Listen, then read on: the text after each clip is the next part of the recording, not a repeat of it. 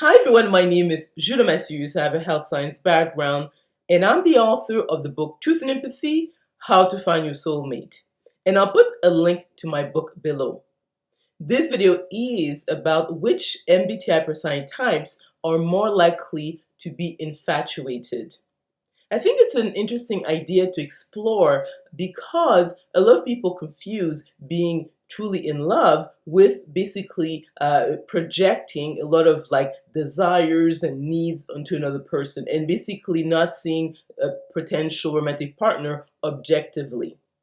Based on my experiences, that a person who is more left brain dominant is more likely to misassess a potential romantic partner. So what happens is that a person who's very left brain dominant is object oriented. So they're not very much in tune with their emotions or even in terms of spiritual aspect of life or the emotional sort of like component of relationships. So they tend to look at any situation at face value. So they will basically say, okay, well, this person is a certain age, particular, let's say, cultural background, or even in terms of, education and so forth. And based on that, they might say, well, this is a good match. Whereas someone who's more right brain dominant, so the person is a feminine energy, is more likely to pay attention to the other aspects of the relationship. So you will see that the person will look at, okay, does this person have like more, let's say,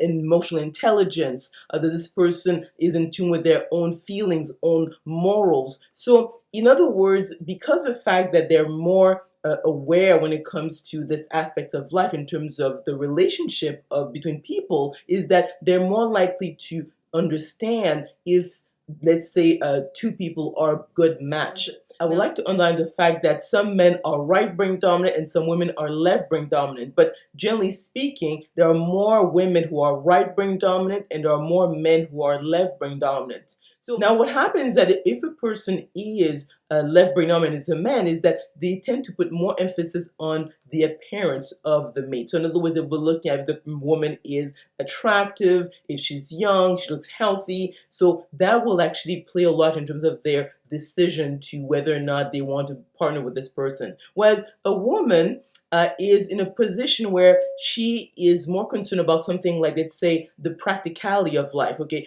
does this man is going to be there for me? There's the aspect of feeling safe. So a man doesn't really think about whether or not they need to really trust the mate in terms of feeling safe and feeling that she is going to be there for him in times of needs. Whereas a woman really thinks about that. Also, she actually puts emphasis on what happens long term. So when we actually look at how men and women tend to interact in terms of the dating scene, is that a man is more likely to declare his love to a woman much faster than a woman. Because the issue is that women have to mature faster, because if she wants to marry, have a family, she has a small window of opportunity to make this happen between the age of maybe 20 or up to her late 30s or maybe early 40s. A man has the luxury of making mistakes and be able to have a second or even a third family down the road, but it's not the case for women. So a woman is forced to look deeper into what would make a suitable partner, and she's less likely to fall in love or fall in lust as a man would. And also, as I mentioned in my other videos, is that women, in terms of their sexuality, they're very much into how they feel when they're with the men. That women don't tend to have constant high libido, so they're more likely to look at a mate with more objective eyes, so she's not sort of like blinded by lust. Whereas a man tends to have higher sexual drive, so he's more likely to choose a mate based on be feeling sexually attracted to her. So when it comes to MBTI personality types, thinkers are more likely to make a mistake when it comes to choosing the right mate because they're more likely to be infatuated. And also, again, it's mostly men, so they have higher libidos. The other point is that if a person is a sensor, they're more likely to pay attention to more of the five senses when they're making a choice of a mate, and they're more likely to be infatuated than an intuitive. The other point also is that if a person if you look at their function stack, as extrovert feeling as their first or second function stack, they're more likely to make better decisions because these people want to bond with their mates. So these are people who very much want to have someone who's reliable, reachable, who's really like consistent.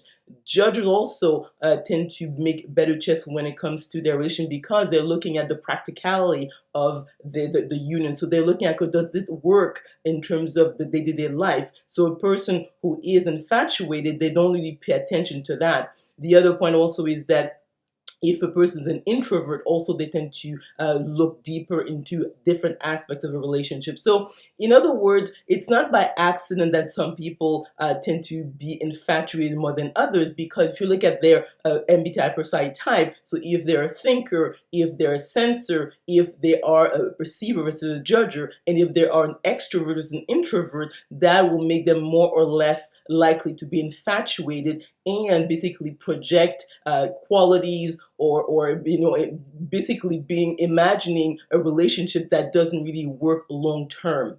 So let me know what you think of the content of this video by commenting below. If you like this video, if you learned something, please click on the like button. Also remember to click on the notification bell to be notified of other videos I'm going to be making. Subscribe to my channel, and we will talk soon.